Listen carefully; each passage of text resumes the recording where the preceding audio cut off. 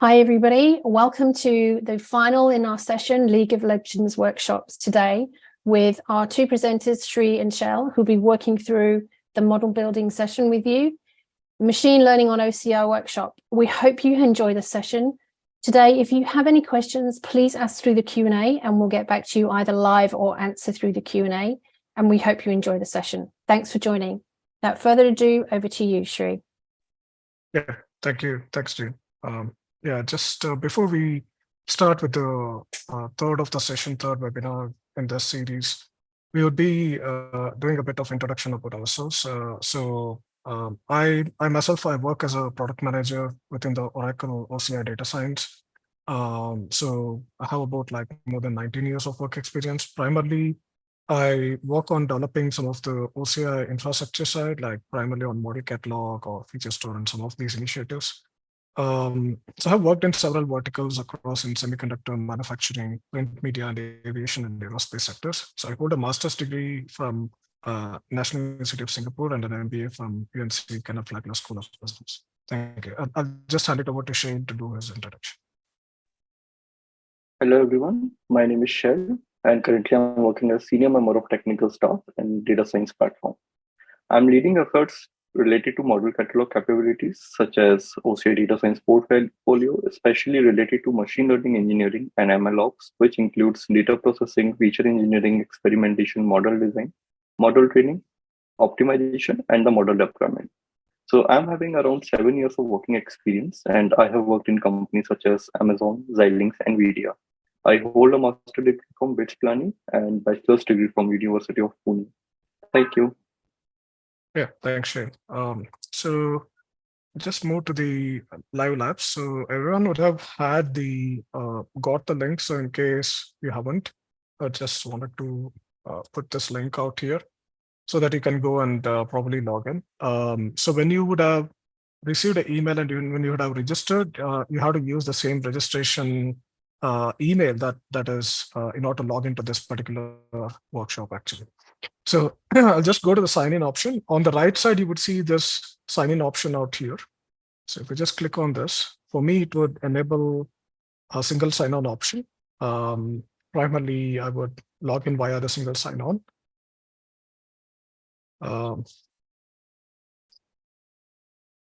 So once you log in here, you would see the search bar, and in the search bar, please type in the League of Legends. And in this one, we would be choosing the third option, which is model building with scikit-learn and AutoGluon, which is ID 3506.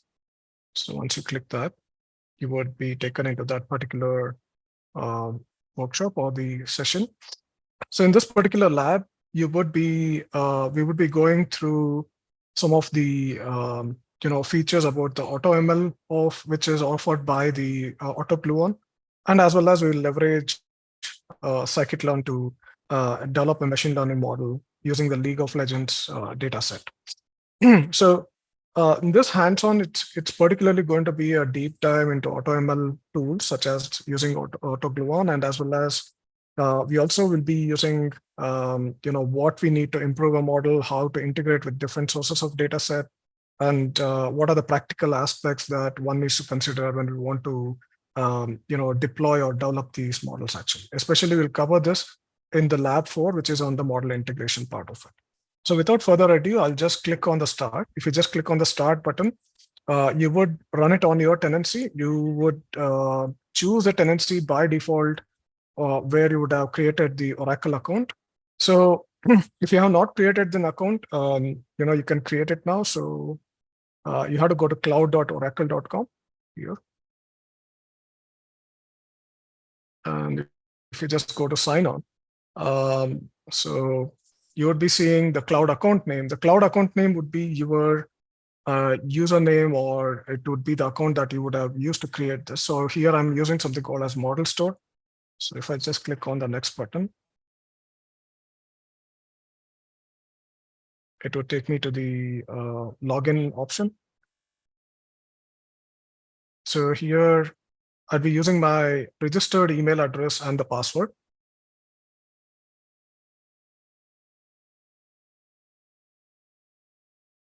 So once you log in, I've just logged into the one of the regions where I created this account called Germany Central Frankfurt. So this is where you would see, and this is where the dashboard looks like. On the left side, you would see these some of the menus that are there, like for compute, storage, analytics, and AI, and we will cover some of these in the coming in the coming labs actually. So with this, I would this is the first part of the workshop where you would use the cloud.oracle.com, log into this particular, maybe using a single sign-on or using your credentials. And once you are using your credentials like the username and the password, you would be signed on to the Oracle Cloud. And this is how the dashboard looks like. So with this, I think I will just hand it over to Shail, probably to take you to the next steps. I mean, sorry, before we go to the next steps, I just want to briefly introduce about this particular workshop around. So the workshop was focused on the game called League of Legends. And in this, actually, we wanted to kind of, we looked at the different data and we tried to build machine learning models in our previous session. The first one, we were using a logistic regression. We did a data extraction. We created a historical data set for training a model, and then we use the live data to predict who are the winners and who are the probability of winning in that game. In the second of the working session, or the second of the workshop, we actually focused on developing a neural network model. And in that neural network model, we tried to develop a similar model to predict who is the winner in this particular game. So the game was basically about 5 players within this game and trying to capture the base, and different data is generated based on the player profiles and the actions that they have used for this. So if you see this, we have actually, previously we have tried to define, like for a business problem, we have tried to build a machine learning model. We've actually tried to explore various endpoints, maybe using a Riot Games API. And also we mine the data for more skillful players who are working and who are trying to build that, and we try to build a data set around these players. And then we also are storing this data, what was generated, through the autonomous database. And then finally, we created data structures such as matchup structure, and as well as we were able to pull this data from of the different players from different games, and then using an API that was provided by the Riot Games as such. And we also developed some of the machine learning models around this to explain some of the basic concepts. So if you just go to the console, you would find something like a scoreboard or a graphs, which is overwhelming for the players. So you can analyze different statistics or the different metrics that are generated around the players. For example, there is total damage to champions, and then this is how it looks like. But this data is pretty overwhelming, when we want to develop it. So in this workshop, we will develop 2 more methods when developing a machine learning model. We would develop or train using something called offline model. So this model is based on historical data that is generated. And then it has no connection to the game, as we would have played around it. So, but what it helps us, it actually gets the pattern around this data that is generated.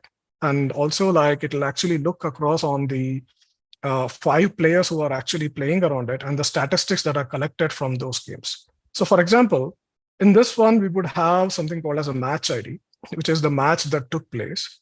And there is also something called as the game version, which is internally stored. And this is actually collected or associated to the different player profiles. For example, you would have, let's say, a player 1, and this player 1 is identified something called as the PUU ID, which is a player unique identifier. And for that, there is different metrics that are generated associated to it. So you would see some of the metrics like goal down, win, skills, etc. around this. And this is actually associated to this particular game, actually. So what we would do is we would actually build an offline model, and we would also, also reproduce this same data structure using something called as a live client API. The data is actually connected to the data streams, and while the players are playing, and we want to give a live prediction around this game, and then how the players are performing, with this kind of data structure. and this is one of the objectives of it. So in order for this to be run, we actually have, we'll use some of the OCI elements, such as the Oracle Data Science infrastructure. We'll be leveraging the Cloud Shell, the compute instance of the OCI, and as well as we'll be creating also like an autonomous database or a JSON database, actually. So these are some of the tools or instruments that we will be using in this particular workshop. So with this, I would ask Shale to take you over to the lab 2, which is actually on the infrastructure part of it and how we can provision an infrastructure. And then finally, we'll go to lab 3, where the lab is actually focused around building a model using AutoGluon, and then the lab 4, where we focus on model integration stuff, actually. So yeah, thank you. Thank you, Shri.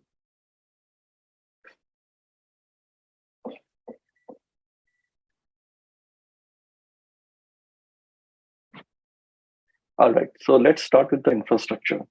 So in this lab, we will be creating following infrastructure, like we will be creating one compute instance, we will be creating one autonomous JSON database and data science notebook. So out of all these infrastructure, like we will be focusing on our data science session and notebook.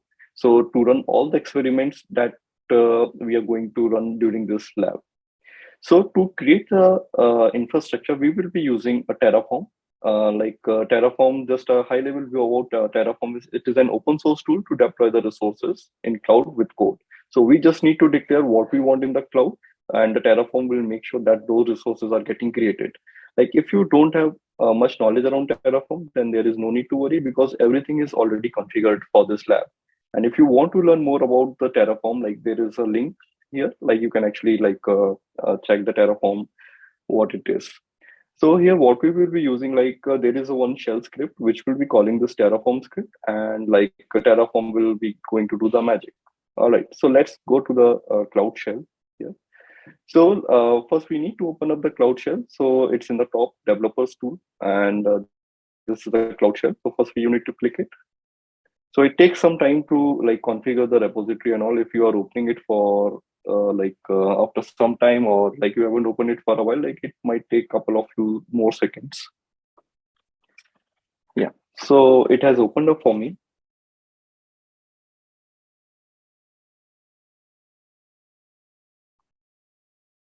All right,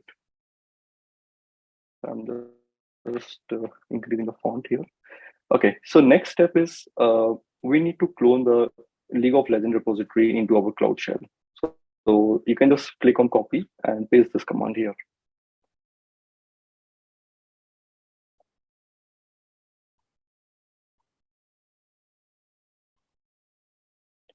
All right, so one, you do the ls, so you can see the League of Legends repository has been cloned here.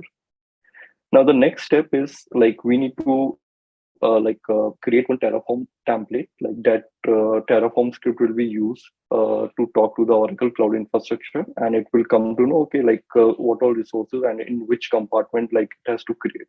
So for that, there is a file named tfwas, like which will be used by the Terraform.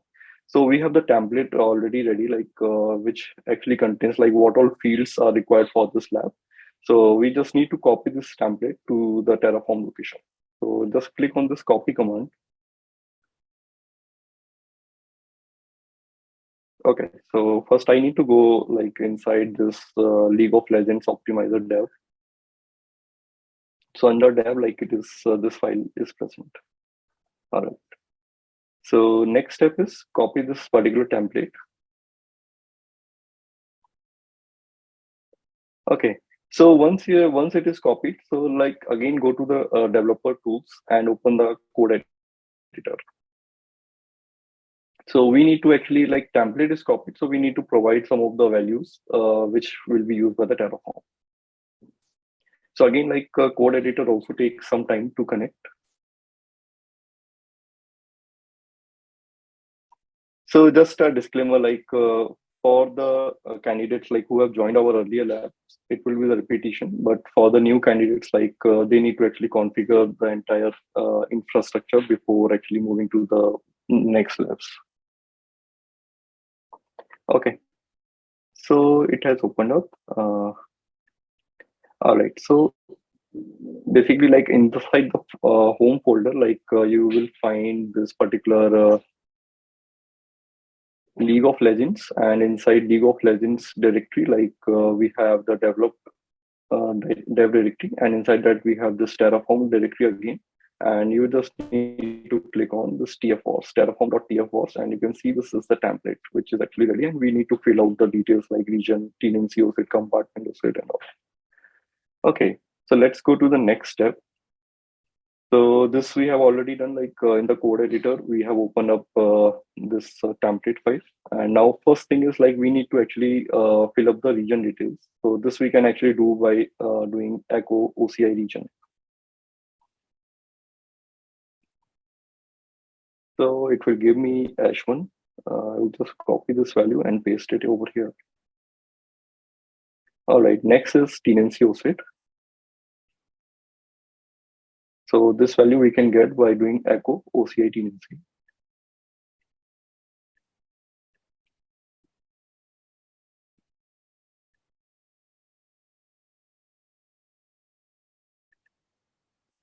Now next is compartment OSID. So there are like two options for providing this compartment OSID. Like if you want your resources to be created in the root compartment, you can directly use the tenancy OSID.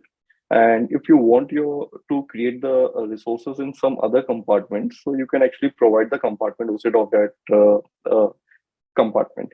So if you want to create it in the same as the root compartment, so just copy paste the tenancy value here like this. Or if you want this to create in some other compartment, so I will show you the command like how to do that.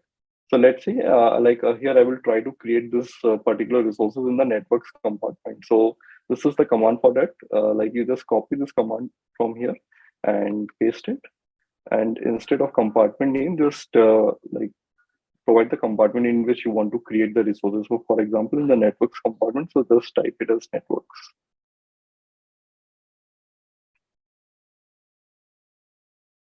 So it will give me the OSID of the network compartment. So this is the one. So I will be using this. Next is we need a SSH public key. So if you are doing it for the first time, so you need to generate this SSH key, and using this SSH keygen command, you can generate it.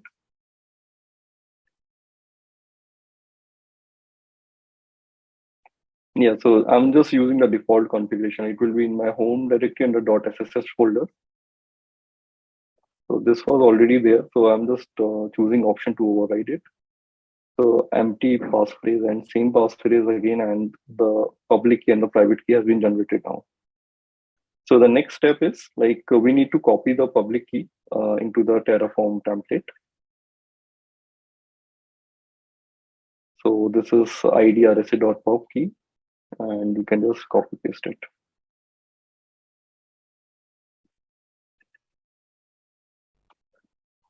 All right, so we are done with the tfforce. So this is again Royd Games API key. So for this lab, we won't be needing this API key. So I can just click here and save it.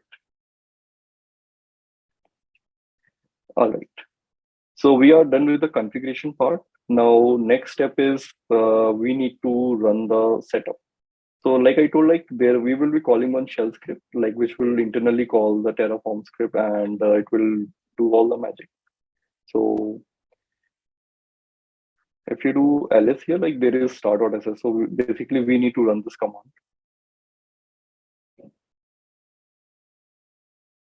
All right. So once you start this command, so you will see the sum output like this, like initializing the backend, and like it will just show the versions which it is using and all. And then it will start creating the resources. So if you see here, like we are seeing something similar output. Like if you're running it for the first time, like it will take some time, like maybe around 6 to 7 minutes it will take to create all the infrastructure. So if you see in the output, like it is saying like OCI database autonomous. So it is actually creating the database that we have discussed. then it will actually try to create the instance, compute instance, and then it will try to create the notebook. So it will take like a couple of minutes to create it.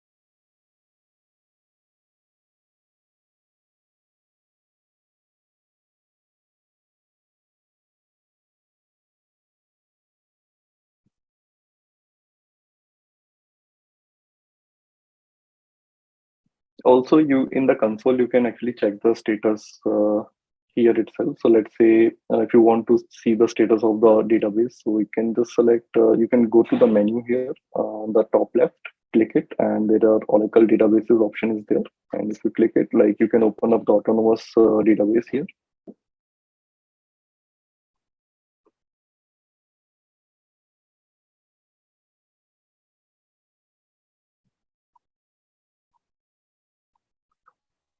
Yeah, so you can see like it is provisioned.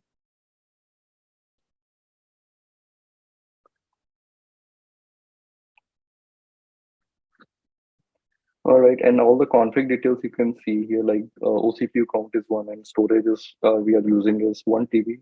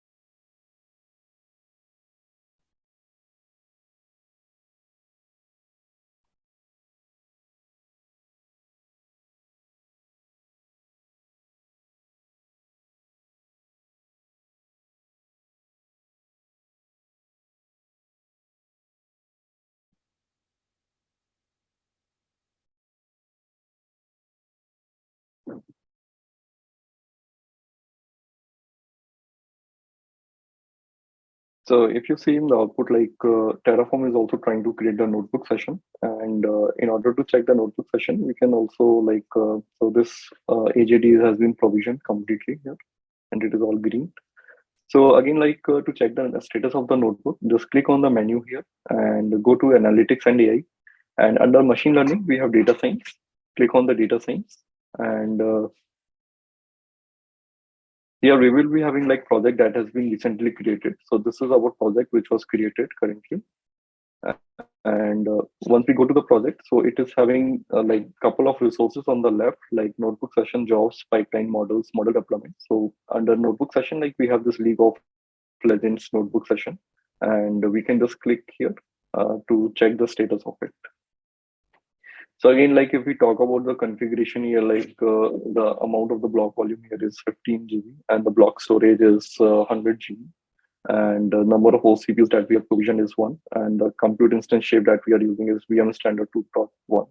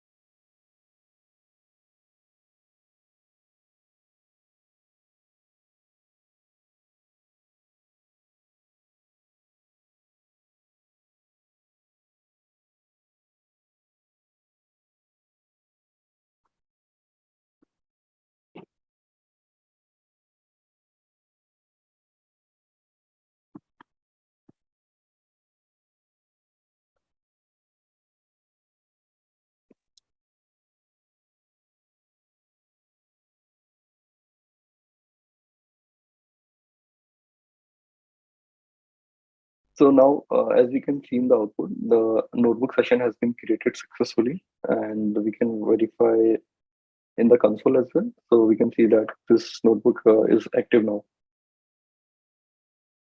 So now Terraform will take again like some time, like couple of minutes to apply some of the configuration to the volumes that it has provisioned.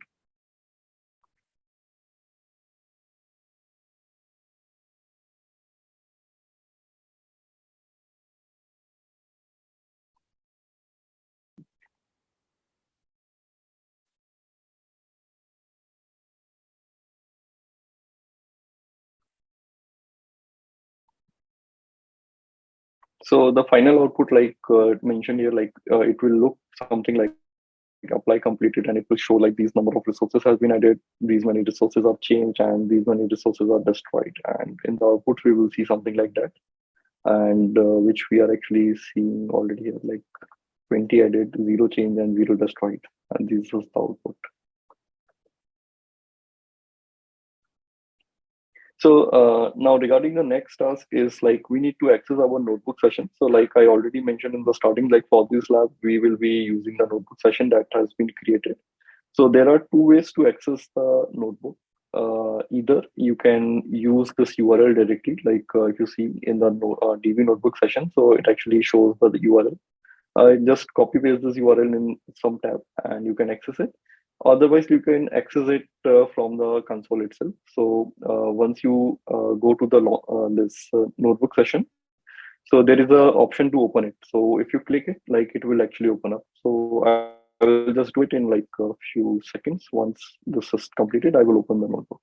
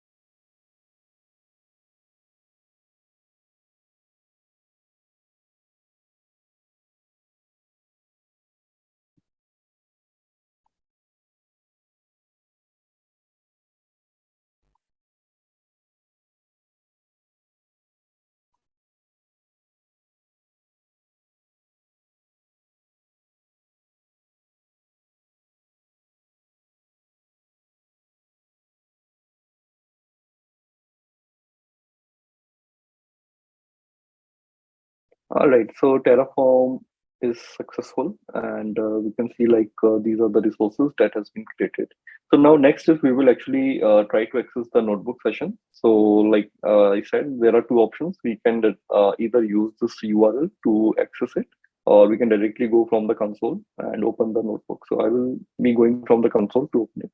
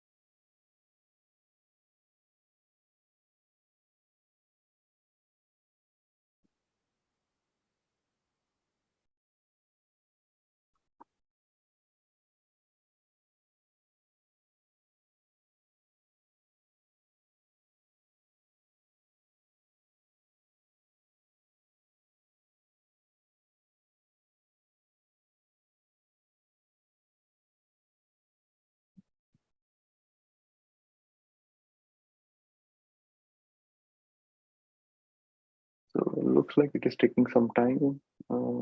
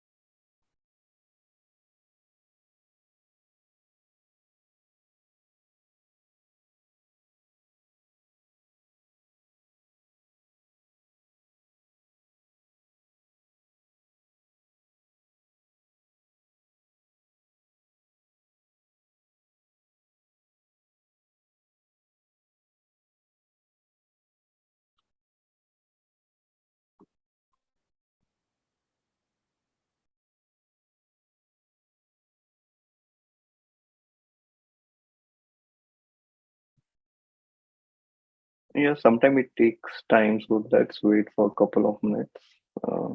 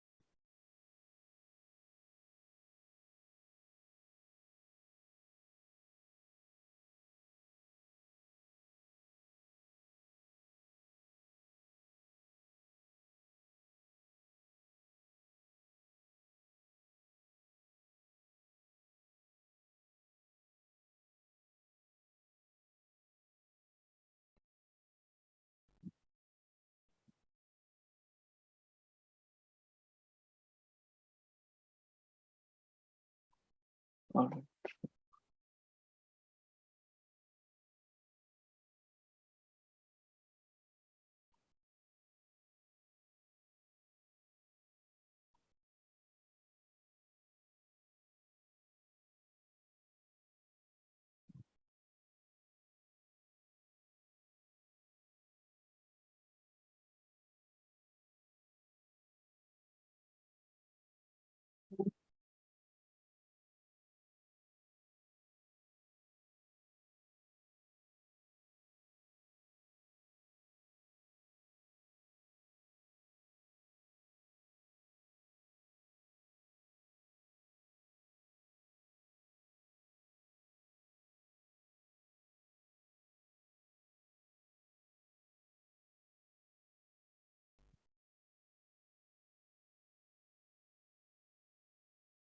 All right, it showed up. So maybe some network issue was there, so that's why it was taking some time. So I will be using the default tenancy as model store. So this is the one from which I have created the resources here.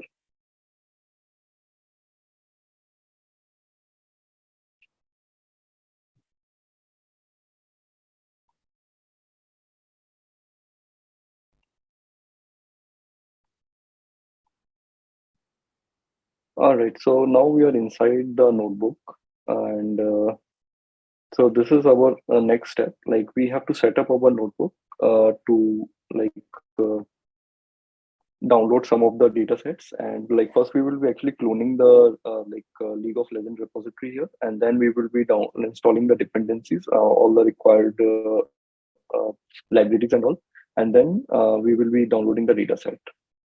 So first step is we need to go to the terminal and we need to clone this repository. Okay, so inside the notebook, like you will find under launcher, like there is a terminal option is there. Just click on the terminal.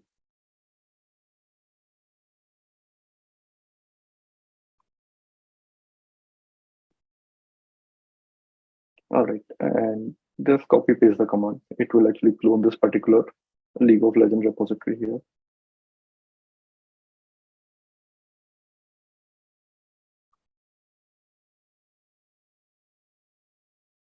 All right. So once it is copied, so next step is like we need to install the Conda environment, and for that, you can just copy this command, and this Conda environment is already set up. We just need to install it.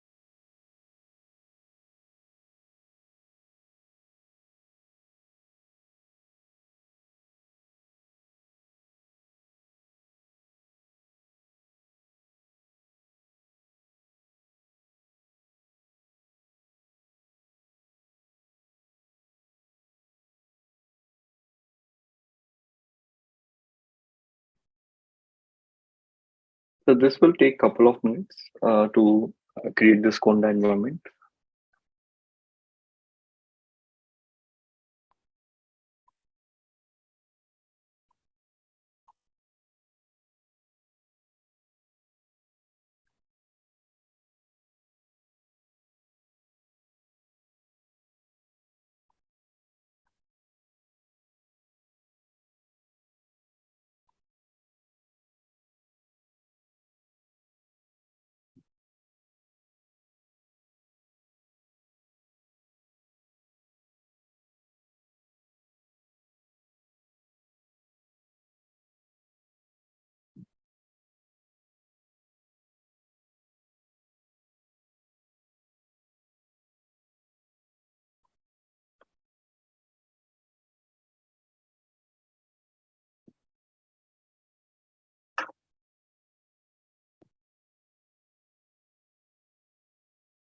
So now it is downloading a couple of libraries.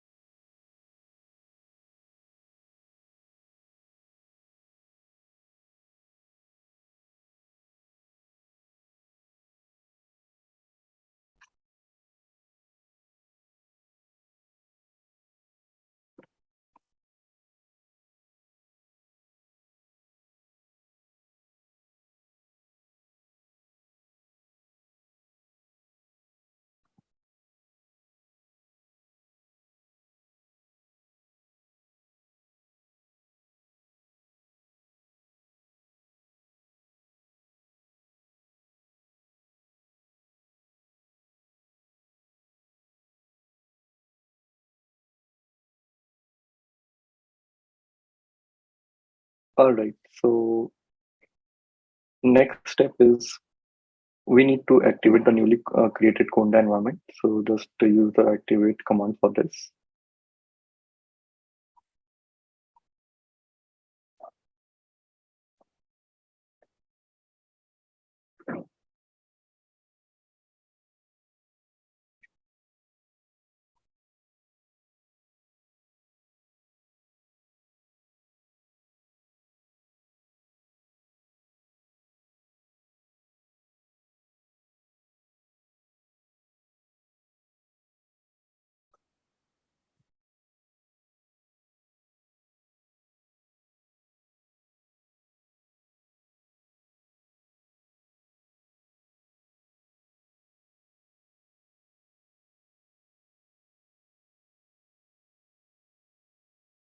Okay, so this Conda environment is activated, and then we need to install this Python 3.8.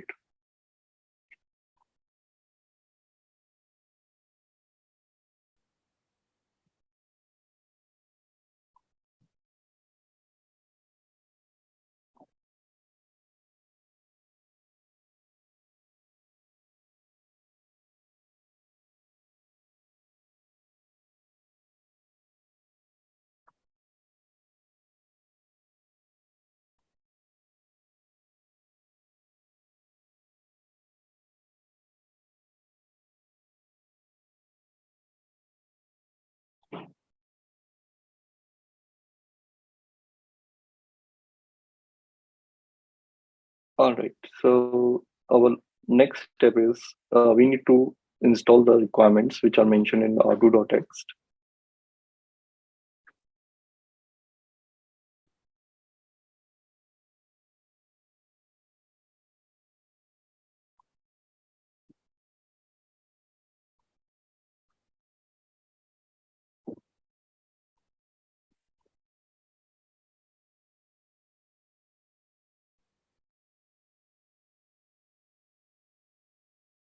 Again, it will take a couple of minutes to install all the requirements.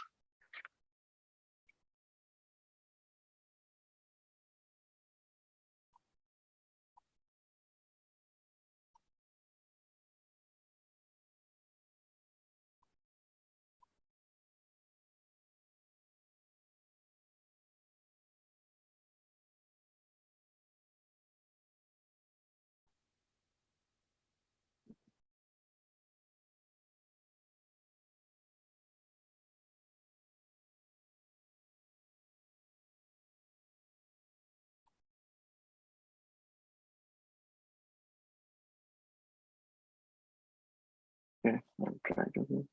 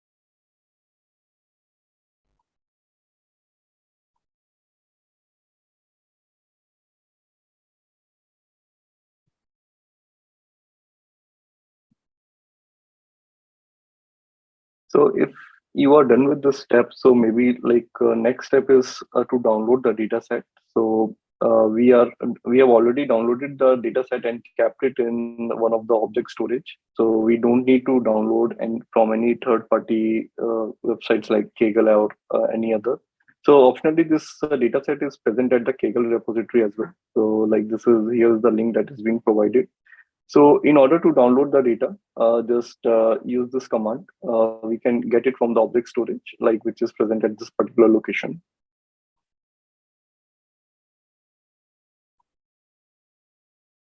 We'll wait for this step to complete. And if you are already done with this step, so you can actually proceed with downloading the data set.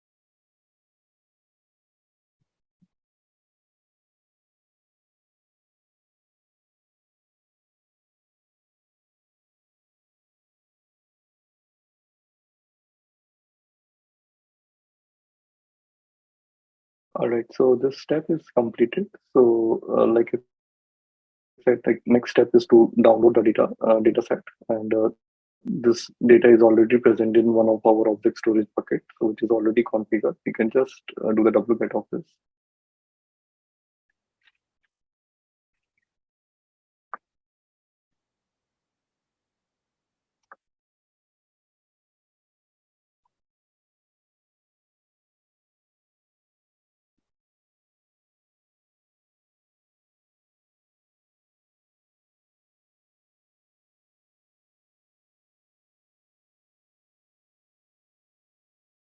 All right, so data is downloaded. So next step is to access the notebook. So basically, like if you see here, like we have the folder which is being created, League of Legends Optimizer. So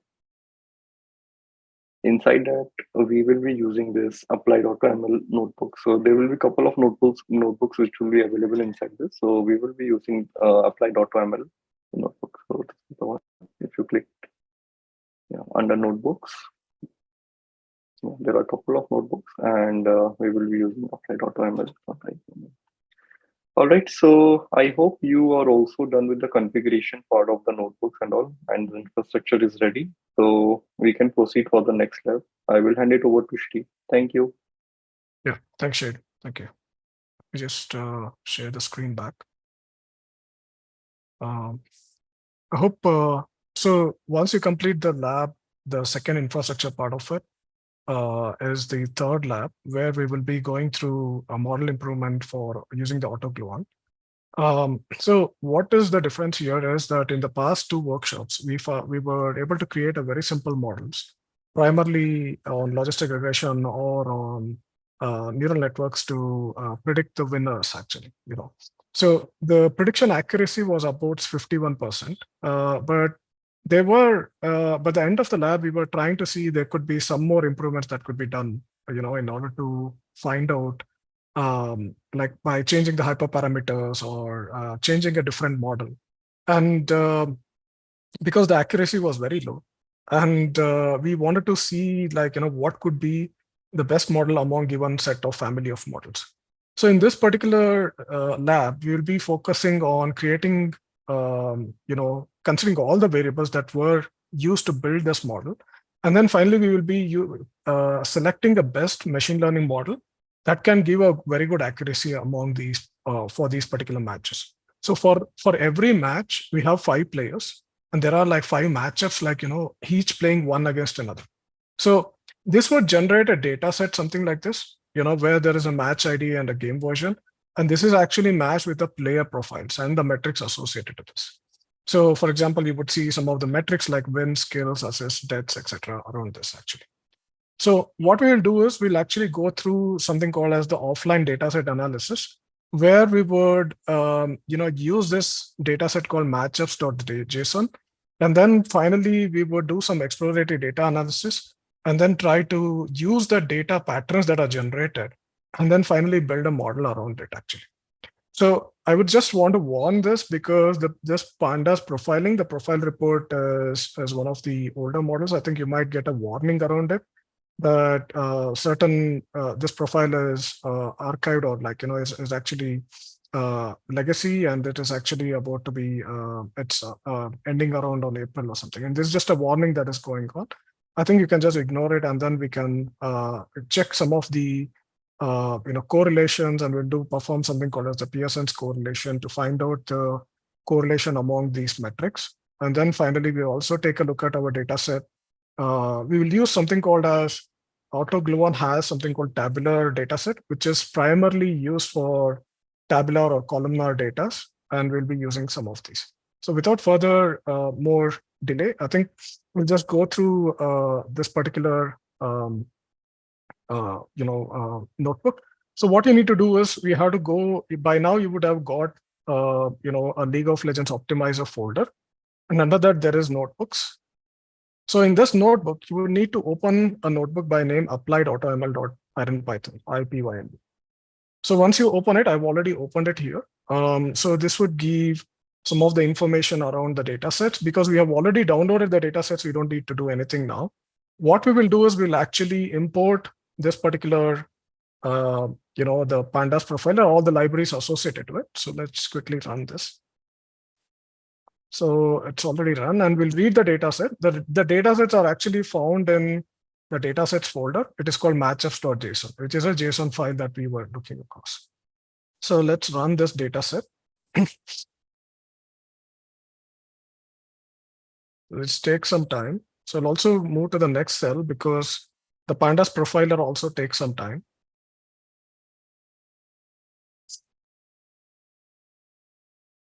So what it does is the pandas profiler, it would perform the exploratory data analysis, and then finally it would show this in an iframe, which is beautifully shown in this particular correlation maps, some of the statistics associated to it, and also it will generate an HTML report for the exploratory data analysis associated with this actually. So once the data is read, you might get some error around it, but this is fine. But after a while, you would be able to see this an iframe getting generated. It's just saying like, because the model widget is not found for certain ones, because this is already an older one. There's also another one which would generally use, it's called Y data profiling, which actually creates a profile report associated to this. So let's see if that works. This step would take some time because it has to perform the EDA, and then finally it has to show this in an iframe, within the HTML, which is going to generate a particular correlation and some of the statistics associated to it.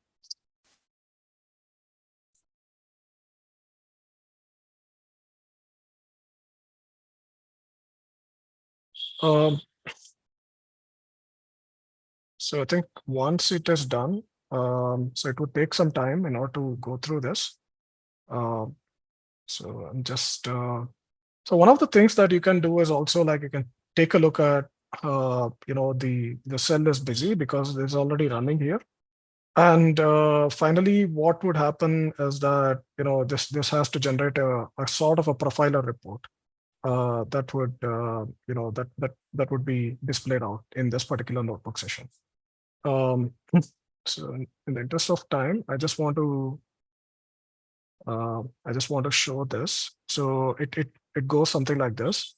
So it would summarize the data, generate a HTML structure, and then render this, and then this is how it looks like.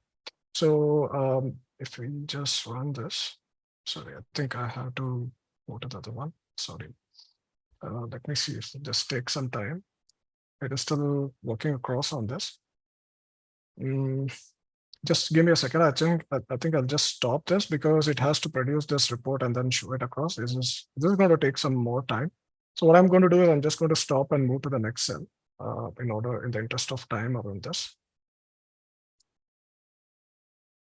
Okay, I just stopped it. So this would generate an interactive report, but what we are interested is we have to look for this tabular data. So we want to analyze the data. So what we would do is we want to just check how the data set looks like. So what it is we are seeing here is nothing but the match IDs, the metrics associated to it, like goal down, total minions killed, win kills, etc. around it.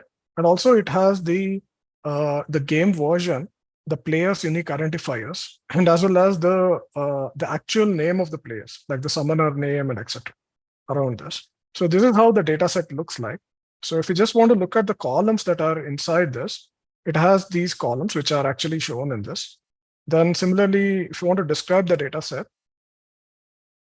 so it will give you the some of the statistics associated to it, like count, mean, standard deviation, and the 25th percentile, 50th, and the 75th, and the max values associated to it. So this is how it looks like. So now let's look at the first row, how it looks like. So if you just query on the 0th record, this is the first player with the first match. This is the player unique identifier. And then it has some of the summoner name or Leathrox, and then the game version associated when the game was played. So now what we don't want is there are a few columns which are not much of useful for us. So what we would do is we want to drop those columns. So for example, we don't want something called the summoner's ID here, like, which is actually a string values that are shown here. Similarly, we don't want the match ID for this because it's again a object or a string values. Then the PUU IDs again is of not much of use for us. So let's drop these columns. So what we would do is we'd use the function called drop column here. So we would define a function first to drop those columns. And then we would use this function to drop that whichever columns we don't want out of it. So in this, we want to specify the column names, which is the summoner name, match ID, and the player's unique identifiers. So let's run this. So once this is run, let me just add a cell. So if you just do, so if you just do a df.head, just a second. So let's check the columns again. So let me just add this. So what we would see is we would not see the columns which were there. We have dropped these things. So we would only see the numeric or the integers values that are associated with these columns, like the gold one, the metrics, and the wins that are there, like for each games and the game versions associated to it. So now the next step in this is we want to train the machine learning model. So for that purposes, we are going to do a train test split across. So in this, we are going to use 80% for training and 20% for the testing purposes. So once we do it, let's check how the data looks like. So, so with this, what we would see is when we see the first row, the new look at the data, we are actually seeing the metrics associated to it, like the win, skills, assist, deaths, etc., and the game version for this. So now we would leverage something called as the tabular data set. So the tabular data set is actually, so basically, just want to give a brief history about what is AutoGluon. AutoGluon is actually was developed by a team of researchers in Amazon AWS. And this actually has some of the modules like, tabular, and also like it gives a robust information, like which can be used for automated machine learning or AutoML. Secondly, it can be used for distributed training. Thirdly, you can select the best model out of it. Like it actually has a pre-built set of models which can be leveraged. And also we can use it for hyperparameter tuning as well. So if, for example, if you're a newbie and you don't know which model to be used across, the AutoGluon provides, selects the data, does this builds the machine learning model, and then it recommends, or at least it provides you what is the best model among a given set of models, actually, or a family of models. We can also use AutoGluon for feature engineering and as well as for model interpretability, actually. So because it is providing a lot of tools where you can understand the model behavior and also use for interpreting the features and some of the nitty-gritties associated to that particular machine learning model. So overall, this is actually like a powerful tool which can be used, and this is an open source tool, which can be leveraged for building this model. So what we would do is we would use a tabular data set because this is a tabular data that we have. So let's build this a data frame that we would create as a DF. So we would create a tabular data set here. So what we would do is we want to determine a label that used for prediction. Then this is the win. So what we have is the win column here. We would use this. So once we do it, we want to use that as a predictor. So we create something called as a tabular predictor by passing this to the training data set. So what we would do is now we would use this to train the machine learning model. So let's run this.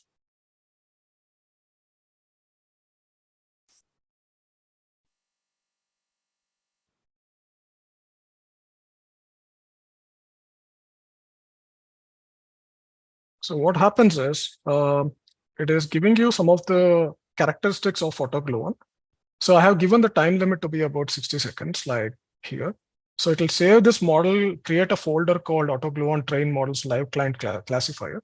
So let's, so I have to go to, I think it would create a folder. So there is a folder called AutoGluon train models live client classifier. I'm not sure if it's going to get created under the notebook session. So if you just go here, it would create this. And what it is doing is it is serializing the entire machine learning model. So it is creating a predictor, a pickle file or a serialized file. And also it is creating something called a learner file. And then it is going to store this model, all the model characteristics in the model folder and some of the requirements associated to this as well here. So if you see, there are different folders, subfolders that got created under the models. So what it did is it used a k-neighbors association, k-neighbors distributed and unified, light GBM, weighted ensemble, etc. around this. So if you just check these details, so what it is doing, it is trying to use something called as AutoML pipeline feature generator. So it is doing some feature engineering. So it is going to create feature generators to pre-process this particular data. And once this is done, these are the steps inside this. Basically, it is creating a pipeline for feature generation. So once the feature generation is done, now it will actually try to use a model. So first time it is actually using a k-neighbors unified, which is one of the algorithms that are trying to evaluate. So what it is doing is it is actually assessing the training time and the validation time associated to this, and trying to fit this model to the using the training data set first, and then it will actually try to build a validation data set and try to fit against that. So what it did is it gave a training score and a validation score out there. So once you see this, the validation score is 78.88%. That is the accuracy, and the error is about 21.11% out there. Similarly, it started leveraging weighted ensemble method. So under the weighted ensemble method, it is using the same metrics, and it is actually trying to build this model, or at least trying to show the metrics associated with it. So unfortunately, I think I might have not been able to see the entire running of it. But what we will do is we will actually try to load the model, which is actually stored under this particular folder called AutoGluon Train Models Live Client Classifier. And let's use this to do the prediction against what we have already trained. So what we will do is we'll actually use this for test label, or like we want the win column to be predicted. And we will actually use this once we create this label. We'll do the same similar operations that we did for while training the model. We will actually drop the the column for where there is no where there's no like labels across on that, and then try to use it for that particular data set. So this will be for the test data set that we would be curating, or at least using this test data set to apply the same algorithms that we have used for training purposes. So for example, what we see is a similar data set for the test, which is the test data set that I've got generated. So now again, whatever the predictors we built, those same predictors, we will use this to evaluate this particular model. So in this evaluation, we would get the prediction performance on this. So one of the things that we would do is we would use the Y test and the Y predicted as one of. So this. So what we did is, I think I just lost around here. I think what we do is we actually would create a predict function, and this predict function would would use the evaluate predictions across. And we were trying to associate that the validation or the test data set over here that we had actually created earlier. And then we would use this to build this particular function. So what we would do is we'd actually use the predictor function. So what it would give is it would create a sort of a column or a data type of object, and then it is actually going to give a predictor accuracy around the wins and the and as well as the numbers associated to this. So what we are essentially doing is we are using the test data set, and then we are trying to give a prediction of the wins that are going to happen, or the it could be true or false against this. So what the next step is, we would check the accuracy of the metric that is coming out. So there is something called as the auxiliary metrics that are associated around it. So this auxiliary metrics is going to give us the metric for this. So the accuracy is around 79.1%. And then it also gives us some of the like the precision, recall, the F1 score associated to it. So what we can see is the F1 score is about 79.8 and the precision is 77.0.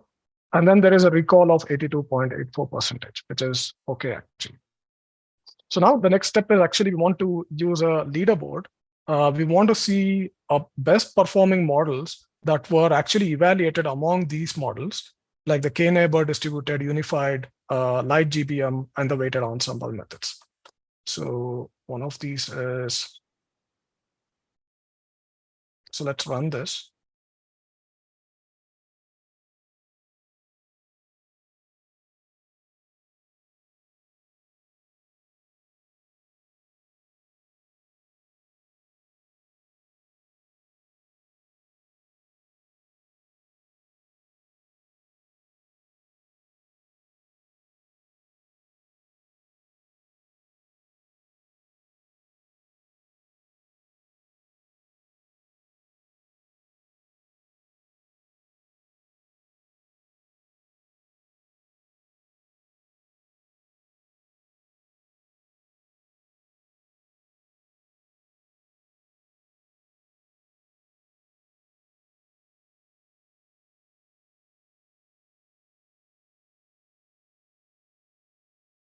This would take some time in order to present the leaderboard. So what it is doing is it is going to use the test data set, and then it is going to show us which is the best performing models among all these 4-5 models that we have evaluated so far.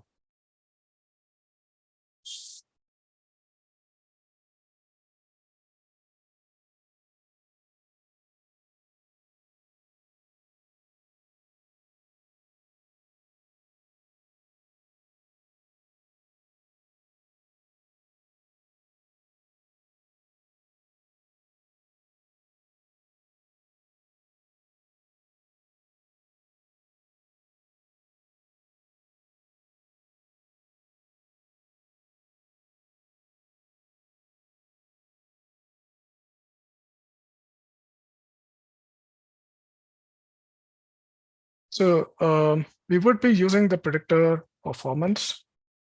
Sorry, I think I have to run this back. Sorry, I think I might have to redo this. I think for some reason it is throwing an error.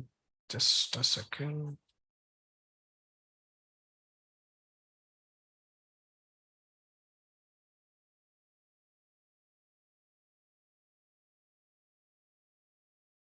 So once we run this, actually what it would do is it actually gives us this sort of a leaderboard.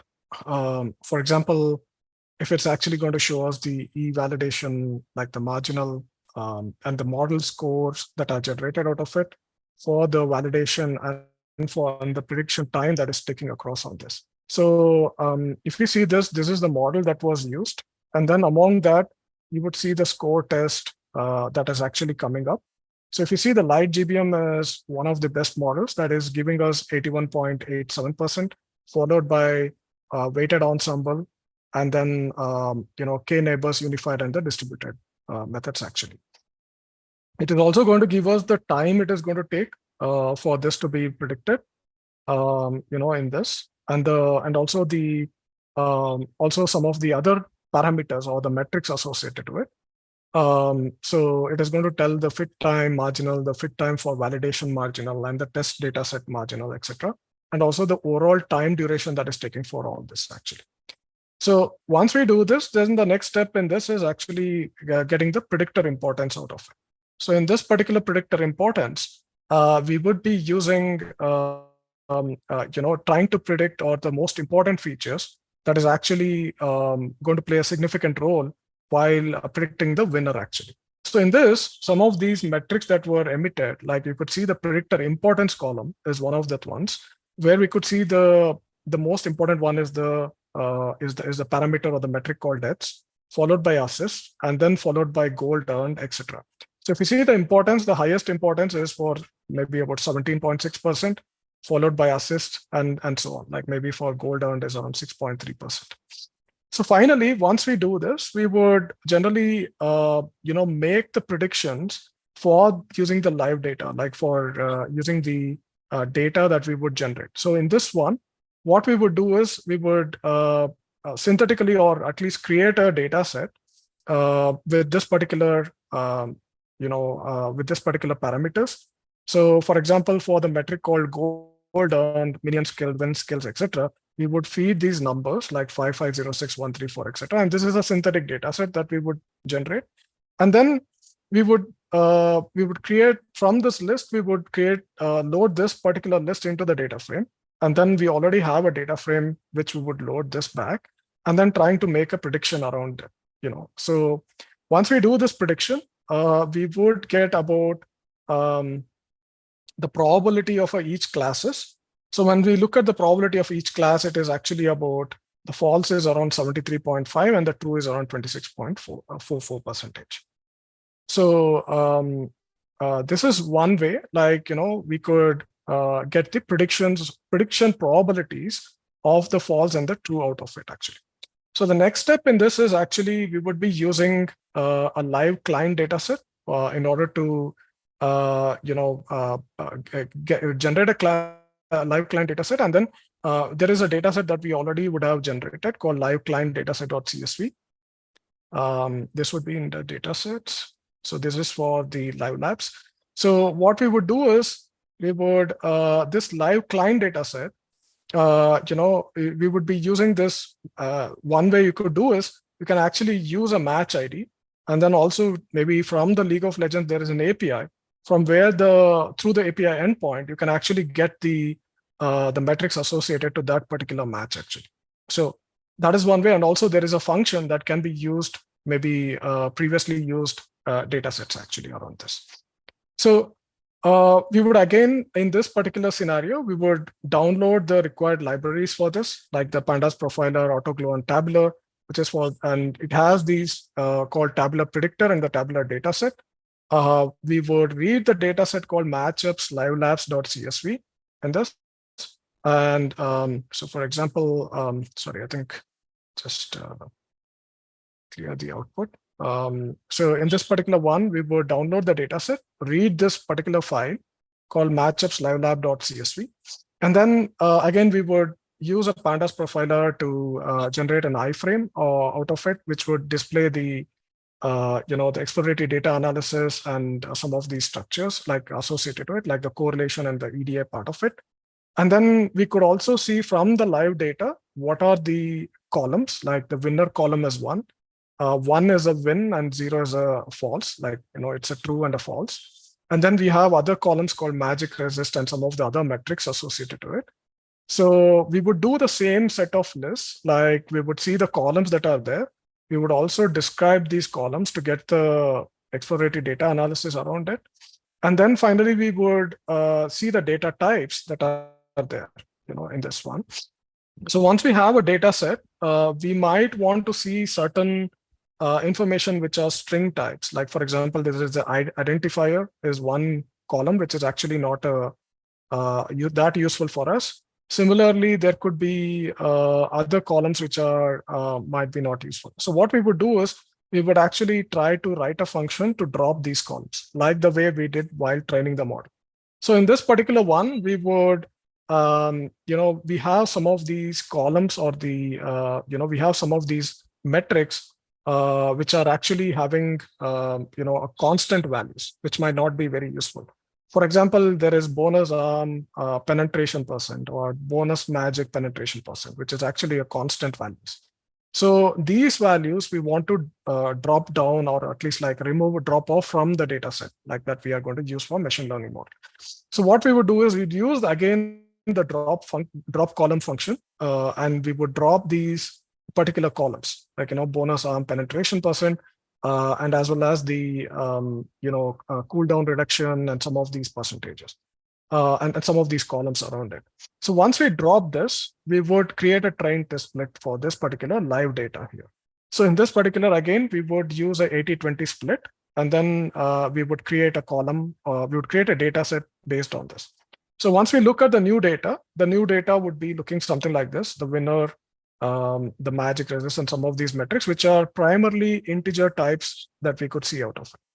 So Once we get this data, now we would use again a tabular data set to predict the winner. So the tabular data set would have would use from the AutoGluon will actually have the different algorithms. So what we would do is, before we try to use the tabular data set, we would create a label called winner, and this label that is called winner, we would use this as a predictor column, like by passing this particular for training this particular data. So what we would do is, we would actually use this particular data to train this particular, to train the model. So we were giving about 2 minutes, about 120 seconds in this scenario. And once we run this, it is going to give you this version, the Python version, etc. around this. And then finally, it would use a feature generator as previously explained. Then it is again going to use a bunch of family of algorithms. Like, family of algorithms is like, depending on the type of column, it is auto-determining and then telling you which algorithm to be used. And in this scenario, you could see this k-neighbors unified, a weighted ensemble, and some of these are actually going to be used across in this. So once we use this, it is actually going to get stored under this particular, maybe like it is going to create some AG underscore hands-on labs, and this is a live labs actually. So once this is stored, we would be using this back again. Within this particular, we would load this particular, the models that are generated within this data set or within this folder. And we would use this to make some predictions on this actually. So when we want to use the predictions, we would again create one row of data, like for this particular metrics that are there for magic resist and all these are there. We are going to synthetically feed these values. Like, it is we are just going to enter these values, maybe create a list of values. And this list of values, we would load this back into the data frame. So this data frame is created. And then we are going to predict, like a test data set out of it. Like, we are going to make a prediction out of it. So once the prediction probability, we would do the prediction. And then using this prediction, we would give a prediction probability out of it. The prediction probability is that this is false, which is about 60%, and the true is around 40%. So for example, if you want to say for this particular synthetically generated record that we want to predict with this particular statistics, we are going to get the prediction probability of winning. The true percentage is around 40%, but the false percentage is around 60% around this. So this is one of the things that we can do using the AutoGluon methods. So we don't have much time. So in the interest of time, I would just quickly go through the lab 4, which is I'm just going to not be very hands-on, but I just want to show what can be done around it. So this would take more time to do it. So in this one, we would have 2 roles. One is called as the producer, and the other one is called as the consumer. So what we can do is we can actually explore some more things that how a model can be put into a production path actually. So this is primarily useful for ML engineers, maybe like to data scientists, or maybe for ML engineers who want to use the model and then primarily deploy it in a production path. So in this particular one, we might want to, the lab actually talks about extracting the data. We will have something called as a producer consumer architecture, which uses some of these web sockets. So in order to do that, the producer is actually, what they would do is they would actually obtain a real-time data through the live client API that we have worked across in the workshop 1, and then produce. And once he collects this data, he would send it to the consumer. So this actually has, and there is some example around it. You can actually go to the live labs to see this. This is one. And then what we do is we actually would be, we would get something like, the data would be produced something like this in real time. If you're using a live client API, we will be using this. So in order to do this, the task 1 is we have to create a WebSocket called 8001. This is already created in this particular, if you just go to League of Legends, and there is source. So there is WS consumer and WS producer. So these files actually have the respective information needed to run this particular lab. So you don't have to do all this. So what by default is, you should be out of VPN, because if you have a VPN, the live client API may not work. In order to do this, so what we would do is we would use we create a handler using a loop to get the live data from the games, and we would build an object out of it. So it would use a local host, and then we would collect the responses that are obtained through the live client data. So what the live client might be looking like, it might be like, so just open this. So there is a client API that gets generated, and we would use this particular live client to create collect the data out of a particular game. So in this particular one, the second step is actually is the consumer part. So one of the consumer part is we would be is to collect or whatever the producer produces. We would be collecting the data, and then we would be using an async operation around this. And primarily, we would use some of the get info function, in order to collect those information associated to the producer side. And then we would process this data and then use this data to build an ML model and predict it. So this is what a client looks like. I think we have seen this in the first lab in the workshop. But you can do this out of you can use this if you're out of VPN actually. Within VPN it may not work actually. So so what happens is, in this particular workshop, we would collect and we would create a JSON object, basically to deserialize the JSON object, and then use this for ML model actually. So this is what the file is. So if you want to run this, maybe try a hands-on. One is you have to start this live client API that I just showed earlier. And then you could run the producer and the consumer associated to it. So in the producer, you just have to run this command. This has to be run within, let's say, where you are actually hosting this particular file, with the local file. So if you just say Python wsproducer.py, this is the file that is used. So wsproducer.py. So what it does is it searches for this particular local host. And within this local host, it is going to check for a game that is ongoing or a live game that is ongoing. And it would collect all the data associated to that particular game, actually. So once we do this, the next step is actually, it also needs to run the consumer part of it. In order to run the consumer, there is a file called WS consumer. So you might have to give this command in the terminal or in your command prompt, just to say that, WS consumer, and the consumer will actually download the already collected data. It would create a folder called live labs, and under that it is going to dump the data actually. So what it does is, it is actually, we are going to give this --p here. It actually determines the auto glue-on models path. So since this is needed, you can just download this data, and then we could primarily run this. So what happens is, once we download this, and also you can do this in the cloud session as well, using this. So once we do it, it actually, we would download this back into the live labs, and then we would use it on our local computer to unzip and then primarily run a model that we have trained so far on this. So the other way is also that you have this notebook. You can also download this notebook back into a local machine here on your laptop, and also run it on your local laptop, with the required, for this particular lab actually.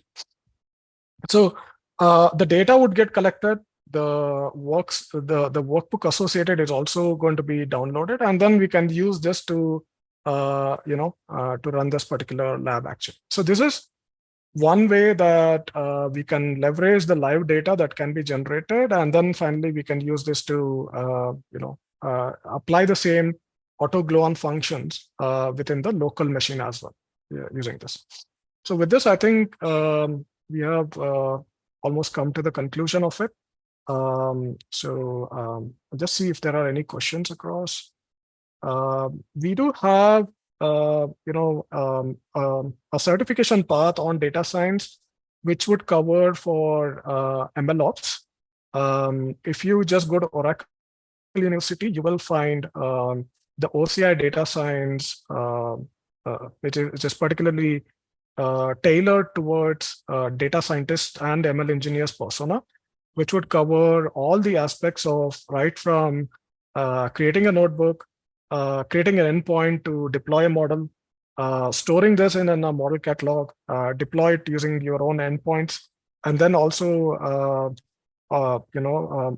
you would explore all the functions or all the features that are associated with the OCI data science services actually. So we will try to build maybe there are dedicated labs that we have done in some of the summits earlier. We would we would be happy to share that. I mean, we would be happy to do this in some time around the MLOps as well, on this. So we'll share this actually. So AutoClone has different sub-libraries, particularly. So the one we demonstrated is primarily for the tabular dataset. It's not like very robust for text embeddings or text dataset. So it is primarily meant to be for structured data as such. So there are like few things that there are a few trade-offs with this actually. Yeah. So that is something which is, yeah, sure. I will just a minute. I'll just unshare, but I'll just share the OCI data science certification link as well. Just a minute. I'll just share that actually on the link here. Yeah, yep. That's all I had actually. Yeah, okay. Thanks, Sri. We can see it. We've come to the end of this session today. I'd like to thank everybody for joining. It's the final in our series of League of Legends. We really thank you for your time and your patience. If you have any further questions, please do ask on the Q&A. This session will be recorded and shared with you. And we look forward to seeing you at our next workshop. You'll be receiving details shortly. So thank you again, and we'll see you next time.